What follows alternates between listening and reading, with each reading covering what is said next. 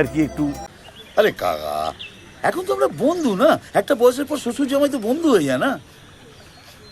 দেখো, তুই আগে আমাকে বাবা বলে সম্বোধন করতে,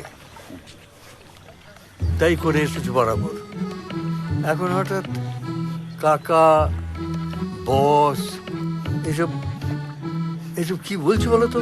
জ্যোতির্ময়, আমার মনে হয় তোমার ডাক্তার দেখানো উচিত।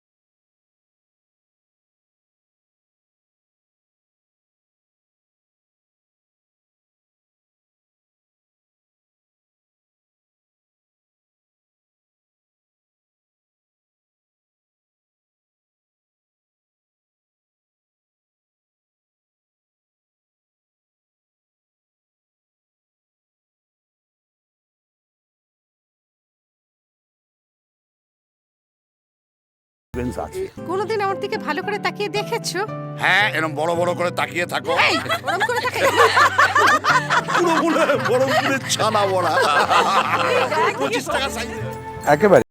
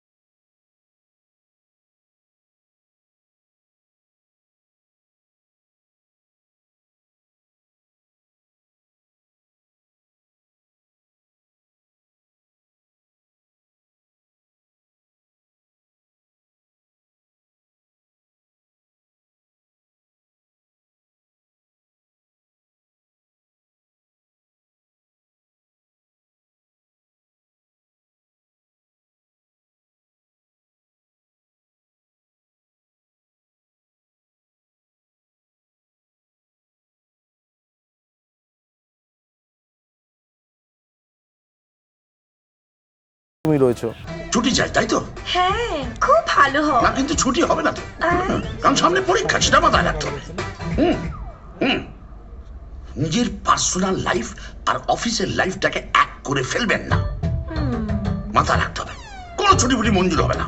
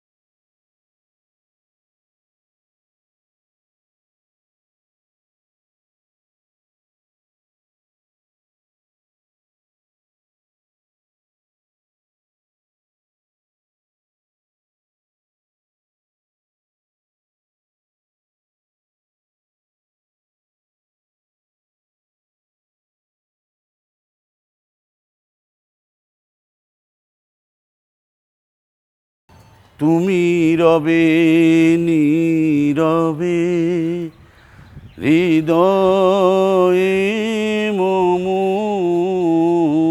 তুমি রবে নীরবে।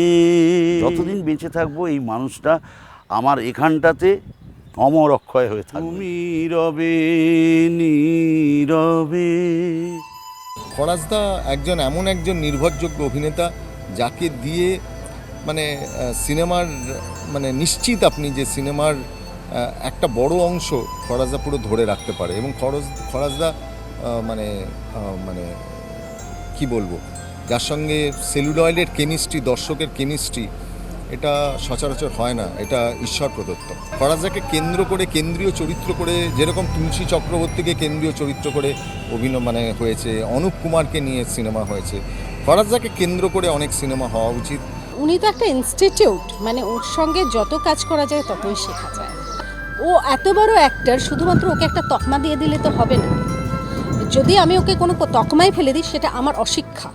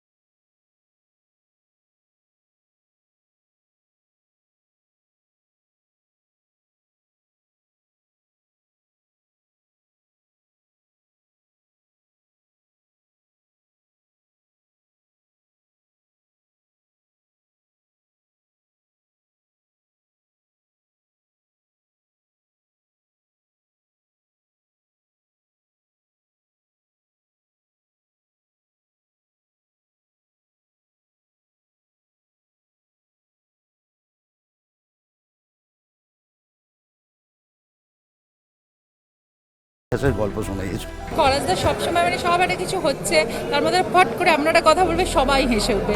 আবার আরে বস একটু মজা তো করতে হবে না, সবাই তো গম্ভীর হয়ে থাকলে কি করে হবে। খরাজদা খুব সব কিছু সিচুয়েশন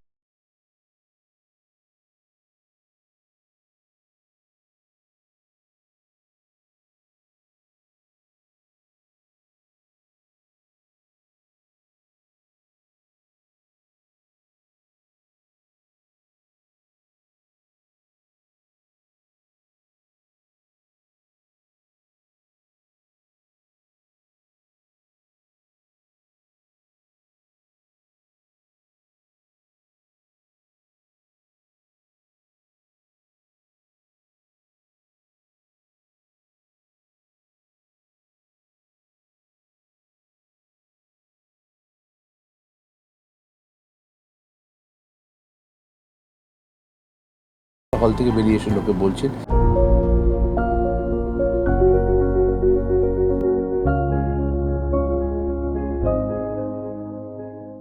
ওই যে ঘরটা দেখতে পাচ্ছ, ওই ঘরটা ছিল দুলুদার ঘর। দুলুদা মানে অরবিন্দ মুখোপাধ্যায়। ওনার হাত ধরেই আমার ইন্ডাস্ট্রিতে প্রথমে আসা। আর একজন মানুষ হেল্প করেছিল, সেই মানুষটার জন্যে মানে অন্তত তার একটা কি বলবো যে সাহায্যের জন্যে আমি জাস্ট সুইচ অন হয়ে গেছি। কে জানতো যে হুলুস্থুল ফেলে দেবে এই ছেলে হুলুস্থুল। তো যাই হোক, এই ঘরটায় এসো, আমি তোমাকে সেই ঘটনাটা বলছি। এসো। দেখো দেবপ্রু, এইটা হচ্ছে সেই ঘর। এই ঘরে দুলুদা বসতেন, অরবিন্দ মুখোপাধ্যায়। আমি সেন্ট জেভিয়ার্স কলেজে আমাদের একজন প্রফেসর ছিলেন, তিনি মারা যাওয়ার পর আমরা একটা কন্ডোলেন্স মিটিংয়ে জাস্ট আমি ওই আছে দুঃখ আছে মৃত্যু গানটা করেছিলাম। তো আমাদের ইকোনমিক্সের প্রফেসর ছিলেন জিমুদ বাহন সেনগুপ্ত, আমার প্রফেসর ছিলেন না। তিনি ওই হলের মধ্যে একা হঠাৎ গান শুনে হাততালি দিয়ে দিলেন। মানে কন্ডোলেন্স মিটিংয়ে ইউজুয়ালিতে কেউ হাততালি দেয় না, তিনি হাততালি দিলেন, সবাই ওনার দিকে তাকালেন, উনিও একটা অকওয়ার্ড পজিশনে পড়ে গেলেন। এইরকম একটা অবস্থার সৃষ্টি হলো। তারপর কন্ডোলেন্স মিটিং ভেঙে যাওয়ার পর কলিগসরা জিজ্ঞেস করে হঠাৎ আপনি হাততালি দিলেন, মানে না ছেলেটা খুব ভালো গিয়েছিল, আমি একটু মুভড হয়ে গিয়েছিলাম, ছেলেটার সঙ্গে আলাপ করতে হবে। তো আমার এক বন্ধু আছে সুদীপ্ত চট্টোপাধ্যায়, ও তখন বলে যে এরকম চল স্যার তোর সঙ্গে আলাপ করতে চেয়েছে, আমায় নিয়ে যায়। তা আমি যাওয়ার পরে বলে, ভাই তুমি তো খুব চমৎকার গান করো, তুমি সেদিন গান করেছিলে? তা হ্যাঁ। তো সুদীপ্ত পাশ থেকে তখন বলছে, স্যার ও খুব ভালো অভিনয় করে কিন্তু। বলে আচ্ছা তুমি অভিনয় করো? বলে হ্যাঁ আমি থিয়েটার করি। এই বলে তা তুমি যদি সিনেমায় অভিনয় করতে চাও তাহলে তুমি আমাকে বলো। আমি শুনছি। বলে আমরা 3 বন্ধু মিলে আমরা একটা ছবি করছি, তো যদি ছবিতে কাজ করতে চাও তাহলে পরে আমায় বলো, আমি ফোন করে বলে দেবো, তুমি যোগাযোগ করে দেখো তোমার কপালে শিখে ছেড়ে কিনা। তো আমি এলাম এন্ট্রিওয়ান স্টুডিওতে। ঝুলনের যেরকম হয় না যে নানান রকম পুতুল সাজানো থাকে, সেই রকম আমিও মলিনা দেবী, ভানু বন্দ্যোপাধ্যায়, ভিক্টর ব্যানার্জি, অনিল চ্যাটার্জি এনাদেরকে দেখছি সামনে, কেন বিচিত্র লাগছে আর কি। যাই হোক, তাদেরকে সরিয়ে তারপর এখানটায় আসলাম। তো হ্যাঁ এই সেই ঘর। ও এখানে একটা বড় মানে ইজি চেয়ার ছিল, সেখানে উনি বসে। তো আমি আসতে পারি? কে তুমি? খরাজ মুখোপাধ্যায়, আমার কলেজে পড়ি, সেন্ট জেভিয়ার্স কলেজে, জিমুদ বাহন সেনগুপ্ত পাঠিয়েছে।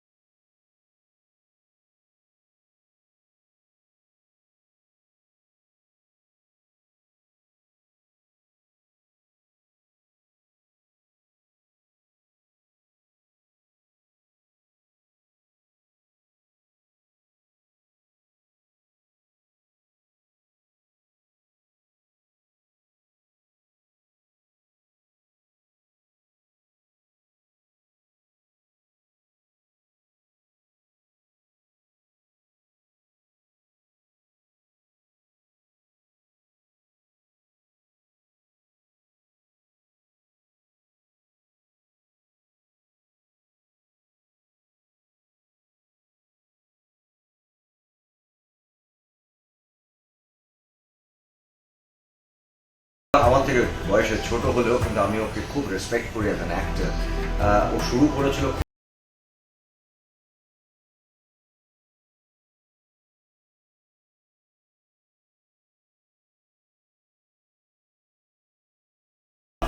ভীষণভাবে একটা অদ্ভুত রেসপন্সিবিলিটি নিয়েও কাজটা করে এবং ওর একটা আলাদা দর্শক তৈরি হয়েছে। এবং খরাজ ফাঁকা মানে আমরা যারা ছবিতে অভিনয় করি বা প্রডিউসার বা ডিরেক্টর একটা কোথায় একটা ভরসা রাখে যে খরাজদা আছে, মানে ছবিটাকে ওর মতন করে টেনে দেবে। এইটা খরাজের জন্য একটা মানে আমার কাছে মনে হয় খরাজের মতন অভিনেতা আমাদের বাংলায় আছে। আমি বাংলায় বলবো না, ভারতবর্ষের চলচ্চিত্রতে আমার মনে হয় খরাজে একজন অন্যতম অভিনেতা।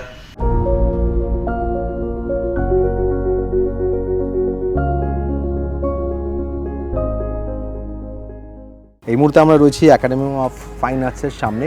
ফরাজদা, মানে তোমার মানে নাটক না করলে তো তোমার অভিনয় আসা হতো না, এবং সেটাও একটা হিস্ট্রি, সেটা অবশ্য অন্য জায়গা থেকে হয়ে তারপরে এই একাডেমিতে এসে একদম আমার নিঃশ্বাস হচ্ছে আমার থিয়েটার।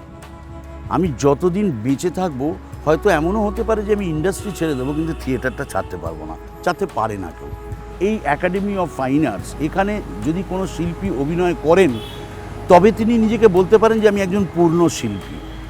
তো এই ধরো এই যে টিকিট কাউন্টার্সগুলো আছে, এই টিকিট কাউন্টার্সে বসে আমরা টিকিট বিক্রি করেছি চেনামুখ থেকে।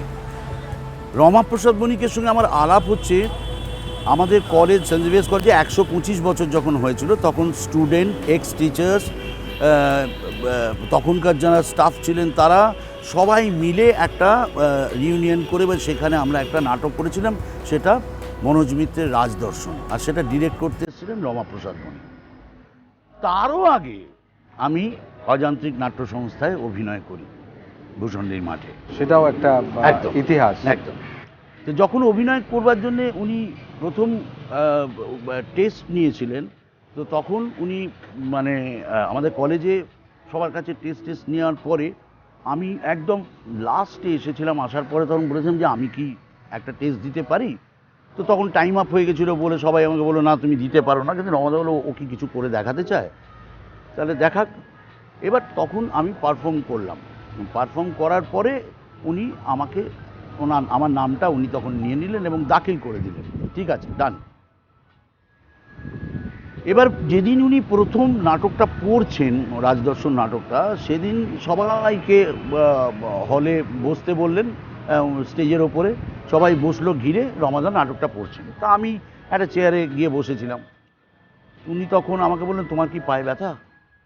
বললাম না তো। বললো তাহলে সবাই মাটিতে বসে আছে, তুমি হঠাৎ চেয়ারের উপর উঠে বসে আছো কেন? বললাম না মানে কিছু ভেবে না, বসো। তা আমরা একসঙ্গে তখন বসলাম। আমি তখন এই যে ভূষণ্ডীর মাঠে করছি, মুক্তাঙ্গনে তখন আমাদের শো হচ্ছে, ভাবছি যে কে আমি, কেউ কি জানে আমি কে? আমি হচ্ছি বিরাট শিল্পী, আমি ভূষণ্ডীর মাঠে শিবু ভট্টাচার্য। আমার গান শোনার জন্য শনিবার রোববার মুক্তাঙ্গন হাউসফুল হয়ে যায়। লোডশেডিং যখন হয় তখন অন্ধকারের মধ্যে অডিয়েন্স আমায় রিকোয়েস্ট করে আমরা নাটক বুঝে নিচ্ছি, আপনি দাদা গান চালিয়ে যান। তো বিরাট ব্যাপার। এবারে সেই চিন্তাধারা নিয়ে আমি সেখানে গেছি। উনি নাটকটা জাস্ট একবার পড়লেন, বলে আজকে আমি নাটকটা শুধু পড়ছি। তো উনি যখন নাটকটা পড়লেন, আমার সেই বিরাট অহংকারের প্রাচীর ভেঙে চুরমার হয়ে গেল। আমি বুঝতে পারলাম এতদিন যা শিখেছি সেটা জিরো, কিচ্ছু জানি না, অভিনয়ের জানি না। ব্যাস সেই দিন থেকে ওনার যে আমি ছাত্র হলাম, যতদিন দাদা বেঁচে ছিলেন ততদিন ওনার সঙ্গে সঙ্গ আমি ছাড়িনি। রমাপ্রসাদ বণিক আমাকে গাধা থেকে ঘোড়া বানিয়েছেন। আয়তনে ছোট কিন্তু খুব গুরুত্বপূর্ণ, কারণ তুমি বাংলা ক্ষেত্রে অনেক আয়তনে ছোট রোল করেছো, 1 মিনিটেরও, কিন্তু সেটাই হিট। ভূতের ভবিষ্যৎ আছে, যেটা তোমাকে ছাড়া ওই অ্যাকচুয়ালি কি ওইটা আমার কাছে না একটা চ্যালেঞ্জের মতো, জানো তো, যে আমার হাতে আছে 1 থেকে 1.5 মিনিট। এইটুকু সময় আমার প্রমাণ করতে হবে যে আমি ভালো অভিনয় করতে পারি। তোমার এখানে নাটকের একটা গানের পাঠ হয়েছে, কিন্তু অরিজিনালি তোমার গানটা এলো কিভাবে এবং নাটক কোথাও? থিয়েটার থেকে, 100% থিয়েটার থেকে। আমি গান যে করতে জানি আদৌ সেটা কিন্তু আমি নিজে জানতাম না, কারণ ইনফ্যাক্ট সারেগামা পাদানিসা কিছুই তো জানি না। এবার ভূষণ্ডির মাঠে গান করতে গেলাম শিবু ভট্টাচার্যের গান, টাফ গান। বাঁশ বাগানের মাথার ওপর চাঁদ উঠেছে ওই, এমন সময় কোথায় গেলে গিন্নি তুমি, কই কই কই কই কই চাঁদ উঠেছে ওই, এই গান। হ্যাঁ, তো এখন ধরো এটাকে স্টেজে গাওয়া মানে কি প্রচণ্ড প্রেশারে গাইতে হবে। তোমাদের বলে কী গাইছিস তুই, কী করছিস, কিছু শুনতে পাচ্ছি না তো, আমি তো লাস্ট বেঞ্চে বসে আছি, কি বলছিস তুই, জোরে বল। এবার চিন্তা করো কতখানি পাওয়ার নিয়ে তোমাকে গানটা করতে হবে। মৌমাছিরা ফুলের মধু খায়, আমি সে ফুলের মধু খাই, ফুলে আমার বাসা, ডাকলে পেঁচা ফুলের বুকে লুকাই। পরবর্তী প্রজন্ম যদি এই গানগুলো না পায় বা না নেয় তাহলে গানগুলো হারিয়ে যাবে। বাধ্য হয়ে সেটার একটা অডিও অ্যালবাম আমি করেছি, যাতে কিনা যদি বা পরবর্তী প্রজন্ম কোনোদিন করতেও চায় তাহলে গানগুলোর সুর কেমন ছিল সেটা জানতে পারবে। বসে রয়েছে এখানে যেমন টিকিট কাউন্টারের সামনে, একটু একবার ভেতরে পা দেওয়া যাক। একদম।